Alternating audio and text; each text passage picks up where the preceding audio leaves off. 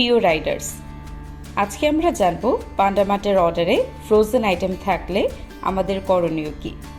সাধারণত order accept করার পর আমরা দেখতে পাই অর্ডারটি কোন রেস্টুরেন্ট বা পান্ডামার্ট থেকে এসেছে, কি কি আইটেম আছে, কি পরিমাণে আছে এবং আইটেমগুলোর মূল্য কত।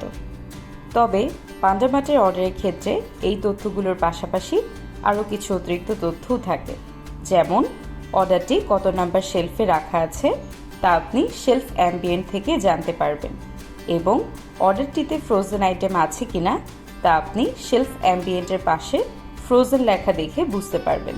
এছাড়াও অর্ডারটিতে কতগুলো ব্যাগ আছে, অর্থাৎ পান্ডামার্ট থেকে আপনাকে মোট কতগুলো ব্যাগ সংগ্রহ করতে হবে তা আপনি ব্যাগ নম্বর দেখে বুঝতে পারবেন। পান্ডামার্টের অর্ডার অ্যাকসেপ্ট করে পিক আপ লোকেশনে যাওয়ার পরে আপনাদের করণীয় হলো ব্যাগ নম্বরগুলো চেক করা এবং ফ্রোজেন লেখা আছে কিনা তা দেখা। যদি ফ্রোজেন লেখা থাকে তাহলে অবশ্যই পিকার বা পান্ডামার্টের ডিসপ্যাচারকে ফ্রোজেন ব্যাগটি দেওয়ার কথা বলবেন, অথবা ফ্রিজ থেকে অর্ডার কোড মিলিয়ে ফ্রোজেন ব্যাগটি নিজেরাই সংগ্রহ করবেন।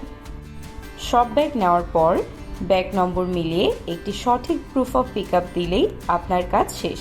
এরপর রওনা হয়ে যাবেন কাস্টমারের লোকেশনের উদ্দেশ্যে, যিনি আপনার অপেক্ষায় আছেন। আপনার যাত্রা শুভ হোক।